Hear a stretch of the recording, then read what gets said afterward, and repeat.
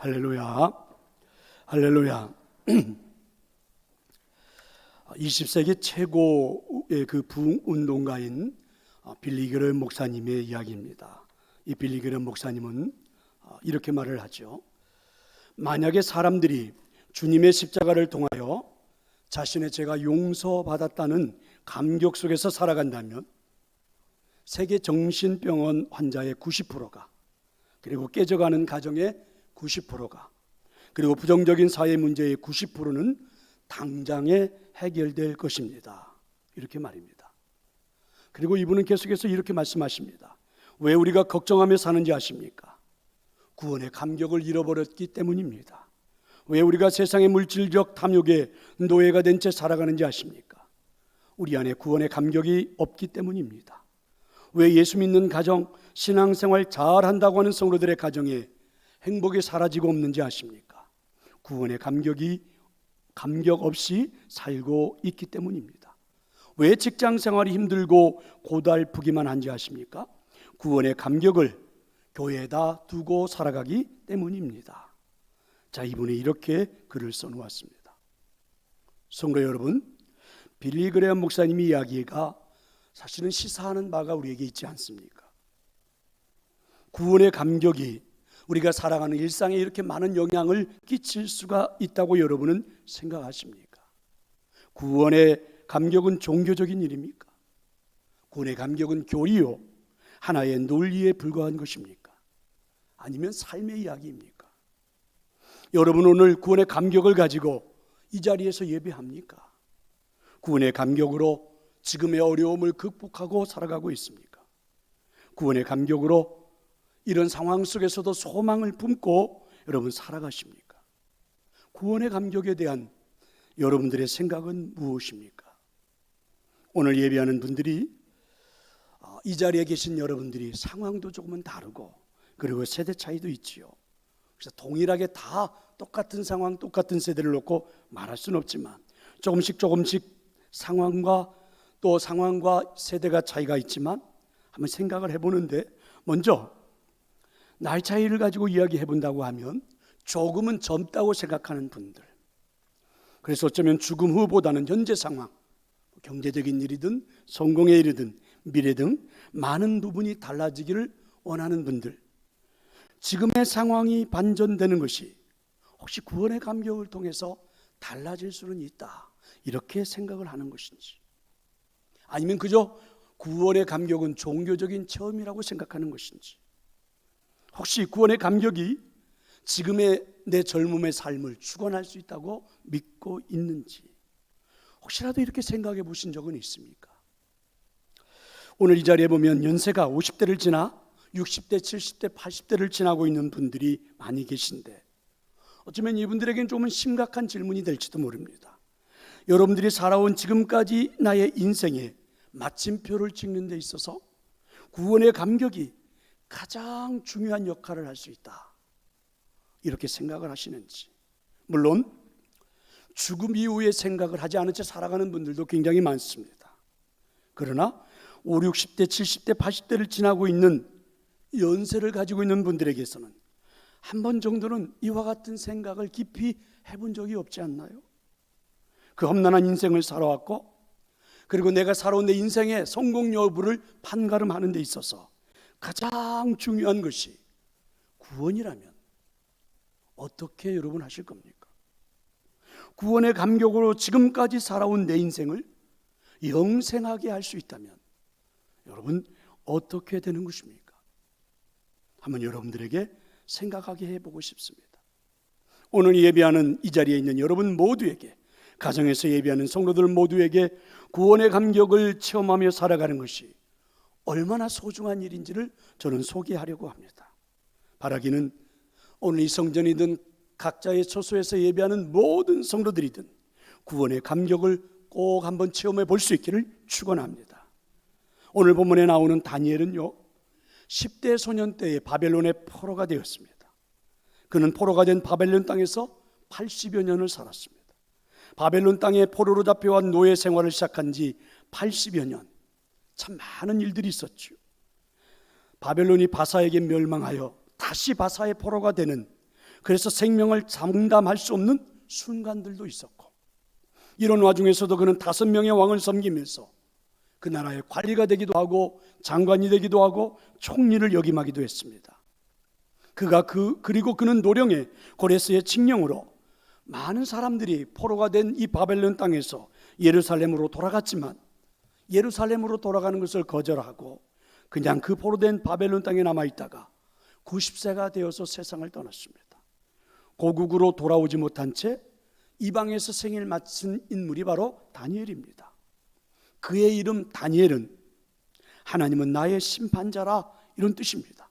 그래서 다니엘은 전생애가 하나님은 그의 심판자이셨던 것이죠. 다니엘의 대부분의 삶은 포로가 된 바벨론 땅에서 살았습니다. 그러나 그는 철저하게 유대인으로 살았죠. 우상 숭배가 성행하는 바벨론 땅에서 자신들이 섬기고 있는 신이 자신들을 승리하게 만들어서 이렇게 거대한 나라를 만들었다고 자부심을 갖고 살아가는 그 사람들 틈바구니 속에서 철저하게 하나님을 섬기며 산 사람입니다. 하나님의 존재를 인정하지 않는 사회 속에서, 아니 하나님이 일상의 삶을 구원하시는 것을 믿지 않는 그 사람들 속에서도 구원의 감격을 가지고 산 사람이 바로 다니엘입니다. 그의 소년 시절에는 바벨론 왕에게 선발되어 가지고 궁중에서 왕이 먹는 음식을 먹고 바벨론의 지식과 문화를 배우면서 철저하게 바벨론 사람이 되는 훈련 속에서 살았습니다. 그러나 그는 왕의 진미와 포도주를 거절한 채 채식을 하면서 자신의 정체성을 그대로 유지하려고 노력했지요. 비록 바벨론의 지식과 문화를 배우지만 하나님의 말씀을 배우고 하나님의 말씀을 가슴에 담는 일도 잊지 않았습니다. 그래서 그 결과는요, 여러분, 채식을 했지만 얼굴빛이 전혀 다른 사람들과 비교해 보아도 달라지지 않았습니다. 오히려 더 좋았지요. 하나님의 말씀을 잊지 않고 늘 배우는 일에, 말씀대로 살아가는 일에 최선을 다했던 그의 삶은 오히려 바벨론의 문화, 바벨론의 지식을 배웠던 다른 사람들보다도 지혜가 10배나 더 높았습니다. 느부갓네살 왕이 감탄할 정도였죠. 자, 이렇게 바벨론 땅에서 살았던 이 다니엘의 삶을 한마디로 말하면 하나님의 살아계심을 의심하지 않았습니다. 나라가 망하는 것을 보고 하나님의 존재 자체를 의심하는 사람들 속에서도 흔들리지 않았지요. 노예 생활을 하면서도 하나님에 대한 믿음이 흔들리지 않았습니다. 자, 이런 것을 구원의 감격이라고 합니다. 다니엘의 노예 생활 성공은 그러니까 구원의 감격이 만들어낸 성공입니다. 그 외에도 수없이 많은 그 인생의 어려움이 찾아왔지만 결국은 구원의 감격으로 다 극복했습니다. 그리고 오늘 우리가 읽은 이 본문의 상황까지 오게 된 것입니다. 자, 여러분, 오늘 우리가 읽은 본문의 상황은 어떻게 펼쳐지고 있습니까? 바벨론이라는 나라는 또다시 바사라는 나라에 의해 멸망하고 말았지요. 한 나라가 멸망하고 새로운 나라가 세워지면 대부분 전에 있었던 신하들은 죽임을 당하는 것이 일반적인 일입니다. 그런데 이상하지요. 다니엘은 오히려 그 바사라는 나라 속에서도 더 출세를 합니다. 전국을 120도로 나누고 그 한 도를 다스리는 사람, 도지사를 120명을 세워 다스리게 하고 그 120명의 도지사를 관리하는 사람들 3명의 총리를 두어서 나라를 통치하게 했습니다. 그 3명의 총리 중에서 다니엘은 특별히 다리오 왕에게도 가장 신임을 받는 총리가 되었습니다. 이것을 시기한 바사나라의 총리들과 방백들이 다니엘을 고소하기 위하여 모함을 하지요. 그 모함한 내용은 왕이 지금부터 칙령을 내리면 30일 동안은 왕 외에 다른 것에게 구하면 사형이다. 자, 이런 법령을 만들었습니다. 그 사형의 방법은 며칠 동안 사자를 굶게 한 다음에 그 사자들을 굴 속에 모아놓고 그리고 그 사자굴에 사람을 던져 밥이 되어 사자의 밥이 되어 죽이는 것. 그 넓은 땅을 다스리려면 왕권이 더 강력해야 하기 때문에 다리오 왕에게는 좋은 정책이라고 생각하고 그리고 도장을 찍었습니다. 그런데 다니엘은 이와 같은 법령들이 만들어졌고 이건 자신을 모함하기 위하여 만들어진 것을 알면서도 하나님께 기도했습니다. 결국 이와 같은 행동은 법령을 어긴 것이 되어버렸고 결국은 사자굴에 던져지는 신세가 된 겁니다. 구원의 감격으로 살아가는 삶, 그게 기도하는 일인데, 그 기도하는 행위가 지금까지 살아온 자신의 인생을 한순간에 무너지게 하는 그런 일이 되고 말았습니다. 왜 그렇게 했을까? 다니엘이 왜 그렇게 했을까? 왜 그랬을까? 어쩌면 구원의 감격을 누리며 살았던 행복한 삶이 이 질문에 대한 대답을 말해줄 겁니다. 생명이 위협을 받는 이 순간에도 다니엘은요, 구원자 하나님을 배신할 수가 없었어요. 그가 생명을 걸고 배신하지 않았던 구원자 하나님은 역시 다니엘에게 역사를 시작했습니다. 자신의 인생 전부를 주관하고 지키시는 하나님께만 절하고 하나님께만 기도하는 이 구원의 감격은 다니엘의 인생에, 오늘 본문의 상황에 또 하나의 기적이 만들어지는 거죠. 하나님은 사자굴에 넣은 다니엘을 잠언 30장 30절에 보면 동물의 왕을 사자라고 하는데, 그 사자의 입에서 하나님이 구원하셨습니다. 기적이라고 하는 것은 인간의 생각으로, 인간의 머리로 생각할 수 없는 기이한 일입니다. 여러분, 성경에 나타나는 기적은요, 하나님이 사용하시는 구원의 방편이죠. 하나님께서 인간을 구원하기 위하여 기적이라는 방편을 하나님은 사용하십니다. 예수님께서도 기적으로 불치병에서 죽어가던 사람들에게 고침을 받게 하고 낫게 하고, 그 사람들에게 네 믿음이 너를 구원했으니까 평안히 가라, 이렇게 말씀해 주십니다. 이게 결국 성경에 나오는 하나님도, 예수 그리스도, 성령님도 기적이 구원의 방편인 것을 말해줍니다. 성경에서 가장 극적인 구원을 경험한 사람은 다니엘입니다. 하나님은 그를 구원하시기 위하여 말 그대로 기적을 베푸십니다. 다니엘에게 기적을 행하시는 하나님은 중요한 게요, 여전히 지금도 기적을 행하고 계신다는 사실이죠. 하나님을 믿고 살아가는 오늘 우리들에게 일상의 삶에서, 아니요 특별한 상황에서, 아니요 죽음과 같은 극적인 그 상황 속에서도 여전히 지금도 구원을 받게 하십니다. 기적을 행하십니다. 바로 이게 구원의 감격을 체험하는 삶입니다. 성도 여러분, 한번 여러분에게 질문하고 싶습니다. 예수님을 믿고 그리고 구원받은 것이 지금 여러분에게 감격으로 느껴지십니까? 체험되어지고 그리고 예배 시간마다 고백하면서 살아가고 있습니까? 만약에 여러분 그렇지 않다면, 감격이 없다면, 확신이 없다면, 아니 체험도 없다면 오늘 말씀에 꼭 한번 귀 기울여 보시기를 바랍니다. 어떻게 구원의 감격을 체험하며 살 수 있습니까? 어떻게 구원의 감격을 체험하며 살아갈 수 있습니까? 먼저 여러분, 다니엘이 사자굴에 던져진 이유가 무엇인지 아십니까? 성경은 이렇게 말하죠. 하나님을 섬기는 믿음 때문이라고요. 그러니까 다니엘이 사자굴에 던져진 가장 큰 이유는요, 사자굴에 들어갈 수밖에 없었던 가장 큰 이유는 하나님께 경배하지 않았고 기도하지 않았으면 사자굴에 던져질 일이 없습니다. 이런 어려움이 찾아오지 않습니다.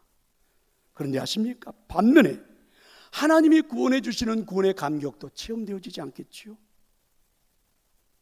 여러분, 이 논리가 조금은 이상하게 들리십니까?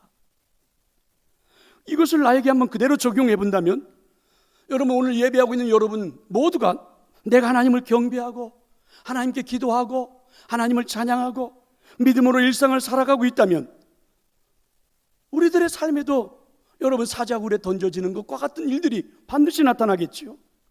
디모데후서 3장 12절은 말합니다. 무릇 그리스도 예수 안에서 경건하게 살고자 하는 자는 핍박을 받으리라. 맞는 말 아닙니까? 경건하게 사는 것을 사탄은 싫어합니다. 하나님을 섬기는 것을 사탄은 미워하지요.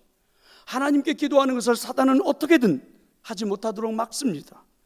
이것은 다니엘뿐만 아니라 지금까지 이 세계에 살았던 모든 시대의 사람들, 모든 사람들에게, 아니요, 예비하고 있는 저와 여러분에게도 동일하게 적용되고 있는 일입니다. 또 하나, 여러분 다니엘에게 있어서 오늘 본문을 두고만 생각해 본다면 기도하는 일이 그렇게 중요한 일일까? 다니엘에게 기도하는 그 일 자체는, 기도 행위는 어떤 의미가 있는 것일까? 잘 이해가 되지 않지요? 여러분, 토마스 머튼이라는 사람은 나의 기도는 하나님을 가장 중요한 분으로 여겨 경외하는 방법이다, 이렇게 말하는데 딱 맞는 말입니다. 다니엘은요, 세상의 어떤 왕보다도 하나님을 중요하게 생각하기에 모함인 줄 알면서도 기도해요. 누구보다도 하나님을 경외합니다. 이것이 빌미가 되어 사자굴에 던져지는 한이 있어도, 그래서 결국 사자굴에 들어가게 된 거지요. 그리고 자신이 믿는 하나님이 이런 사자굴에 들어간 다니엘을 구원해 주십니다. 자, 여러분, 이런 것들이 일상에서 체험되어지는 것을 구원의 감격을 체험한다, 이렇게 말하는 거죠. 이렇게 구원의 감격을 체험하며 하루하루를 살다가 그게 50년이 되고 70년이 되고 80년이 되어 하나님 앞에 서는 날, 내 인생 전부가 구원받게 하는 거죠. 이게 성경의 진리입니다. 그런데 이런 것을 다르게 말해보면, 하나님을 제대로 경배하지도 않고, 하나님께 기도하지도 않고, 하나님께 찬양하지도 않고, 여러분 하나님 앞에 섬김의 생활을 하지 않는다면 여러분 사자굴에 들어가지도 않을 겁니다. 이건 이제 여러분의 선택의 몫이에요. 여러분이 하고 싶으면 해도 되고, 무의미하다고 생각하면 하지 않아도 되지요. 이건 여러분의 선택의 몫입니다. 근데 중요한 것은요, 사자굴에 들어가지도 않았는데 구원받을 일이 필요할까? 사자굴에 들어가지도 않은데 기적이 내게 필요할까? 그래서 여러분, 구원의 감격을 체험하지 못하는 거겠죠. 성경은 다니엘을 이렇게 묘사합니다. 사로잡혀 온 유다 자손 중에 그 다니엘이, 여러분 다니엘을요 바사의 총리 신분으로 언급하지 않아요. 유대인으로 언급합니다. 아니, 지금 그 거대한 나라의 총리가 되어 있고 3명의 총리 중에서도 가장 신임을 받는 최고의 권력을 가지고 있는 사람 다니엘을 놓고 사람들은 뭐라고 말을 해요? 포로, 노예, 이렇게 말합니다. 그의 신분상 약점을 드러내기 위함이죠. 다시 말하면 당신은 유대인 포로민이, 그리고 노예가 어떻게 바사 왕의 권위에 도전하여 법령을 어기고 있느냐, 이렇게 몰아가고 있는 거죠. 근데 이 말은 틀린 말이 아닙니다. 10대에 포로로 끌려와 노예가 되었죠. 얼마나 끔찍한 일입니까? 포로가 되었고 이제는 노예로 살아야 되죠. 10대 소년에게는 정말 막막한 인생입니다. 그런데 그에게는요 하나님을 섬기는 믿음이 있었어요. 그래서 예배하면서 하나님이 주신 힘을 받습니다. 기도하면서 하나님의 능력을 체험하죠. 찬양하면서 하나님의 임재를 체험합니다. 이것이 일상에서 구원의 감격을 체험해보는, 자신의 삶을 체험해보는 일이 됐죠. 그렇게 시작한 노예 생활 속에서 길이 열렸습니다. 바벨론의 정책에 의해서 선발되어 궁중에 들어가고 훈련을 통해서 많은 노예들 속에서도 느부갓네살 왕의 부름을 받습니다. 그래서 이제는 그의 인생이 좀 열리는가 했더니 그렇지만은 않아요. 하루도 편안할 날이 없습니다. 어느 날 갑자기 느부갓네살 왕이 꿈을 꿨다는 거예요. 해괴한 꿈을 꾸었는데 꿈의 내용이 뭔지도 모르고 신하들을 불러놓고, 특별히 다니엘과 같은 지혜자들을 불러놓고 내가 꾼 꿈을 이야기하고 해석하지 않으면 너희들을 다 죽여버리겠다. 죽음에 위급한 상황을 맞게 되죠. 우상을 만들어 놓았습니다. 누구든지 이 느부갓네살 왕이 만들어 놓은 금신상에 절하지 않으면 다 죽여버리겠다. 죽음을 내놓아 있는 상황이죠. 출세하는 자리에서 떨어지는 정도가 아닙니다. 생명을 내놓아야 하는 자리입니다. 그런 순간이죠. 그것뿐만이 아니죠. 왕이 바뀔 때마다 계속해서 다니엘은 끌려가서 시험을 받습니다. 5명의 왕을 섬겼으니까. 느부갓네살 왕의 아들인 벨사살이 왕이 되었을 때 하루는 잔치를 베풀고 신하들과 함께 가물을 즐기고 있는 순간에 갑자기 난데없이 손가락 하나가 나타나 벽에다가 무슨 글씨를 써댑니다. 거기에 참석했던 신하들도 왕도 다 다리를 절며 맥에 빠져버렸죠. 아무도 해석할 수가 없어요. 이때 여러분 다니엘을 끌어들여다 놓고 해석하라고 그러죠. 메네메네 데길 오바르신, 하나님이 당신의 시대를 세워서 끝나게 하셨습니다. 당신은 저울에 달아보니까 부족합니다. 하나님이 당신의 나라를 멸망시킬 겁니다. 아니 여러분, 이렇게 왕 앞에서 왕이 되게 잘못을 지적해야만 합니다. 이게 여러분 잘못 이야기하면 생명을 잃어버리잖아요. 이와 같은 왕들을 5명이나 섬겼습니다. 그런데 또한 나라가 멸망해버렸어요. 바사는 바벨론을 무너뜨리고 그 땅을 차지했습니다. 바벨론의 왕족들, 바벨론의 신하들을 다 죽였지요. 숙청이 시작됐습니다. 비록 노예로 출발했지만 그 나라의 관리가 되었으니까, 바벨론 왕을 섬겼던 관리이니까 어쩌면 함께 숙청될지도 모르죠. 이런 특수한 상황 속에서, 절박한 상황 속에서 이상하죠. 체험되어지는 것이 있습니다. 구원. 이렇게 다니엘은 구원의 감격을 체험하면서 살아왔고, 이제 그의 나이가 80이 된 겁니다. 그리고 이제 노예로 올라갈 수 있는 자리는 상상도 못하는 총리가 된 겁니다. 자신은 여전히 그래도 유대인이죠. 여전히 포로입니다. 여전히 노예로 전락할 수 있는 사람. 같은 총리들이, 방백들이 이렇게 말하는 건 조금 더 틀린 말이 아닙니다. 어떻게 여기까지 온 것입니까? 다니엘이 어떻게 이 자리까지 온 겁니까? 그런데 또 생명을 위협하는 일이 일어납니다. 이게 모함인 줄 알면서도 하나님을 섬길 수 있을까? 그게 죽음의 자리로 가는 모함인 줄 알면서도 끝까지 하나님을 섬길 수 있을까? 여전히 오늘 다니엘처럼 자신의 인생을, 그 죽음의 상황을 만드는 일들이 잘하는 일일까? 여전히 이 상황 속에서도 하나님을 섬기는 일이 필요한 것일까? 기도하는 일이 그렇게 중요합니까?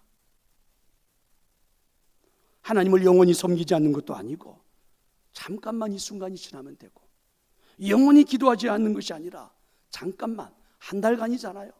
한 달만 기도하지 않으면 되고, 아니 사람들이 보지 않는 곳에서 하면 되잖아요. 아니 사람들이 있어도 소리 안 내면 되잖아요. 속으로 하면 되잖아요. 조나단 스위프트는 이렇게 말하죠. 가장 좋은 과일을 새가 먼저 쪼아 먹듯 가장 존경받는 사람들이 가장 많이 중상에 의해 피해를 입는다. 이게 세상의 논리입니다. 경건한 하나님의 사람이, 여러분, 우월하면, 뛰어나면 고난을 받게 되어 있죠. 영성 회복을 위한 7가지 열쇠란 책에 보면 우리가 당하고 있는 고난을 분류해 놓았는데 4가지로 분류합니다. 첫째는 선천적인 고난, 둘째는 우연한 고난, 셋째는 자초하는 고난, 넷째는 고의적인 고난. 오늘 여러분 고난을 겪고 있다면 이 4가지 중에 여러분의 어떤 고난이 해당될까요? 다니엘은 어떤 고난입니까? 자초한 고난이요? 고의적인 고난입니다. 자신이 자초하는 고난이죠. 물론 부정적인 입장에서 말하는 게 아닙니다. 긍정적인 입장에서 자초한 고난.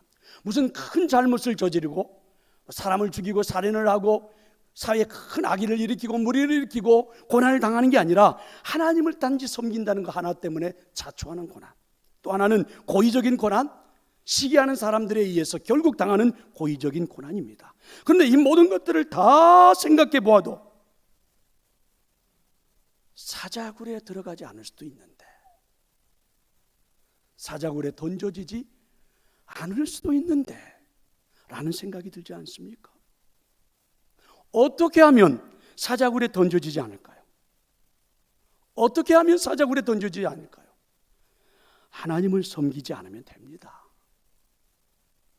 하나님을 섬겨도 이런 때는 예배하지 않으면 돼요. 하나님을 섬겨도 여러분 기도하지 않으면 돼요. 뭐 기도하지 않는다고 일주일에 한 번도 하지 않았어도 내게 무슨 날벼락이 치는 것도 아닌데 찬양하지 않아도 돼요. 섬김의 생활, 수십 년 교회 생활을 해도 봉사 한 번 안 해도 여러분 됩니다. 그런데 문제가 뭔지 아십니까? 그러면 하나님의 구원이 없는 것 아닙니까? 하나님의 구원이요. 아니 내 개인적으로 봐도 구원의 감격이 없는 것 아닙니까? 하나님의 구원을 체험하는 일은 되게 없지 않을까요? 다니엘을 놓고 우리가 조금만 더 깊이 들어가 볼래요? 10대의 포로로 끌려온 다니엘, 하나님 섬기지 않고 기도하지 않고 찬양하지 않고 세상 사람들처럼 살면 그냥 노예로 사는 겁니다.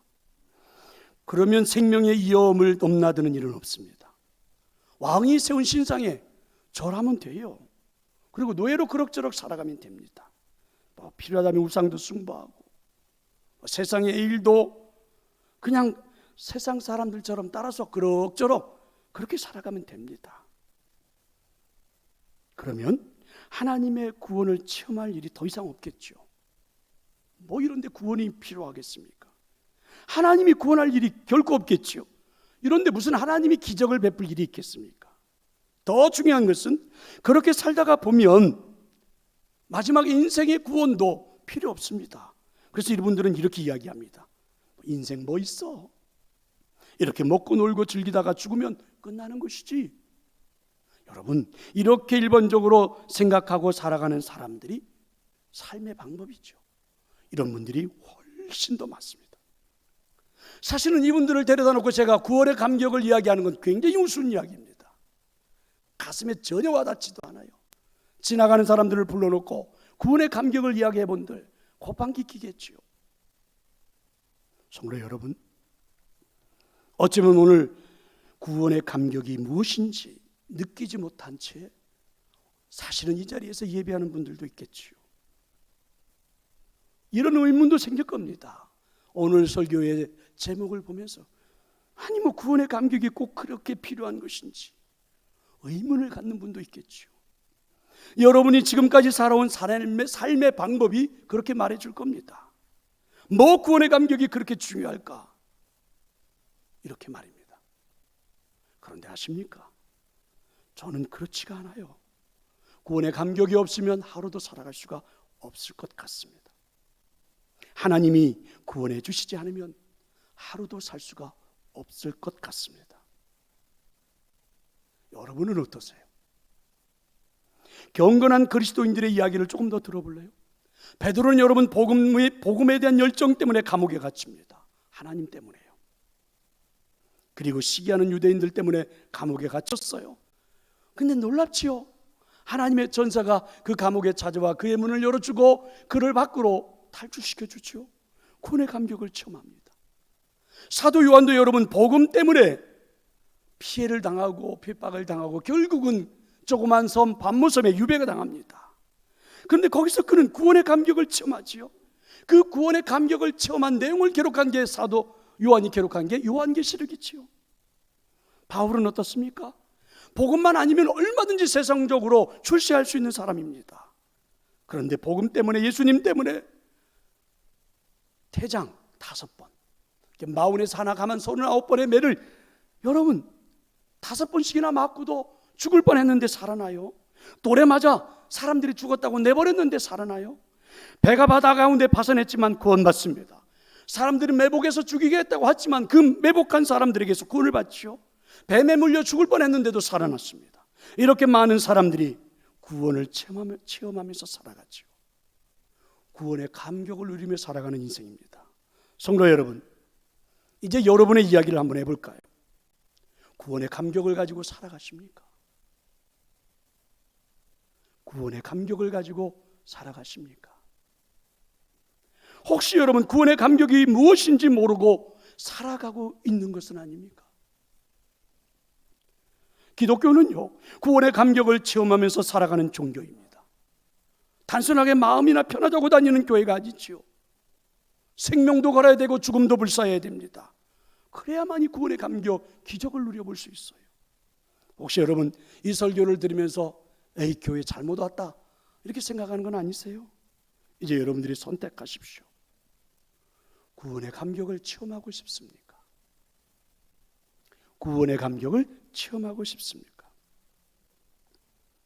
다니엘은 어떻게 구원의 감격을 체험하고 있습니까? 하나님의 역사하시는 기적을 통해서 체험하고 있죠. 바로 그 역사는 사자의 입을 하나님이 봉하시고 구원하시는 하나님을 만나고 있는 것입니다. 결국 다니엘은요, 바사의 법령에 의해 사형이 집행됩니다. 며칠 동안 굶게 한 사자들이 모여있는 사자굴 속에 사자들의 밥으로 던져지고 말았습니다. 17절에 보면 바사의 종리들과 방백들은요, 다니엘을 던진 그 사자의 굴을 인봉해버렸습니다. 사자굴을 인봉하는 것은 다니엘의 죄가 무죄가 입증된다 할지라도 나오지 못하게 하기 위해서, 설령 이 다리오 왕의 마음이 변해서 빨리 다니엘을 건져내라고 한들 건져내지 못하게 하기 위해서 아예 굴을 막아버린 겁니다. 무슨 말입니까? 다니엘을 죽이겠다는 것이지요.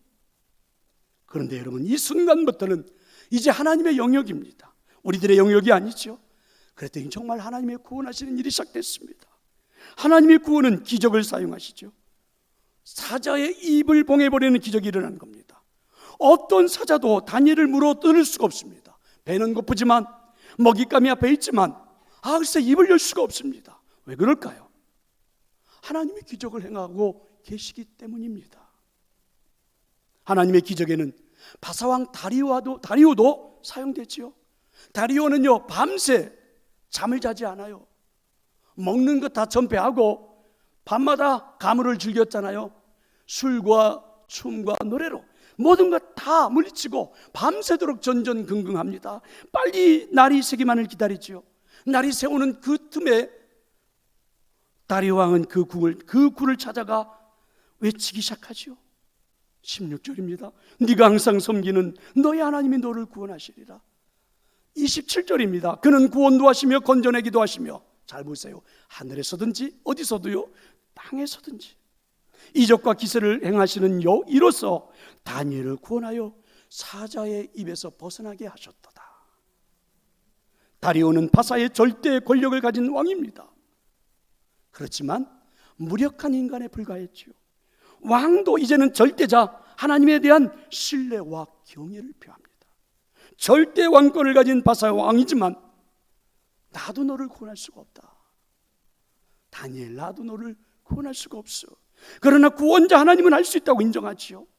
놀랍지 않습니까?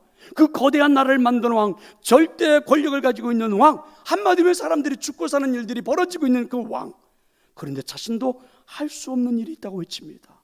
오히려 만왕의 왕 하나님을 외치고 있습니다.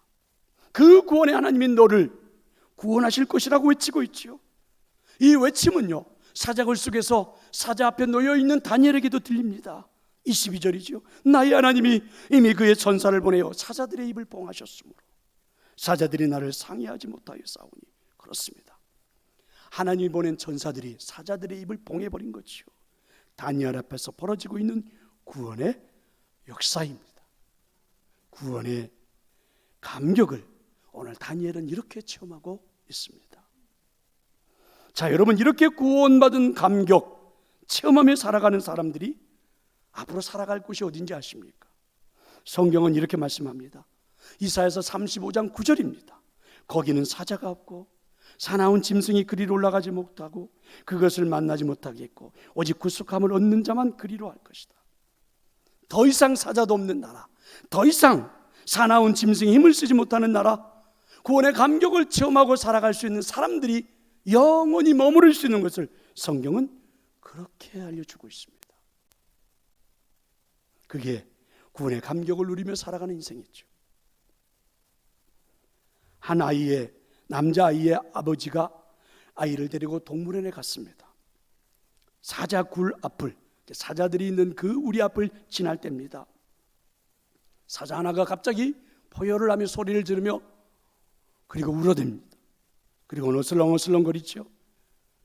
그렇게 포효하고 소리 지르는 사자 앞에서 이 아이는 울기 시작했습니다. 그래서 아빠가 물었지요. 얘야, 무슨 일이 있니? 그랬더니 새파랗게 질린 이 아이가 아빠에게 이렇게 말합니다. 아빠, 저 사자가 보이지 않아요? 사자가 너무 무서워요. 이때 아빠가 하는 말을 보십시오. 무서운 사자가 보이지만 아빠 눈에는 철장도 함께 보이는 걸. 구원의 감격을 체험하며 사는 것이 무엇입니까? 무서운 사자가 눈에 들어오는 것도 사실이에요. 그렇지만 하나님이 그 사자를 감싸고 있는 철장도 존재하는 것을 보는 것, 그게 구원의 감격입니다. 나를 먹잇감으로 생각하고 포위하며 울부짖는 사자가 내 앞에 있는 것도 사실이에요. 그렇지만 우는 사자의 입을 봉하고 계시는 하나님이 존재하는 것도 사실입니다. 이런 걸 구원이라고 그러지요. 이것이 구원받은 감격을 체험하는 것입니다. 구원의 감격을 체험하는 것은 일상에서도 필요하죠.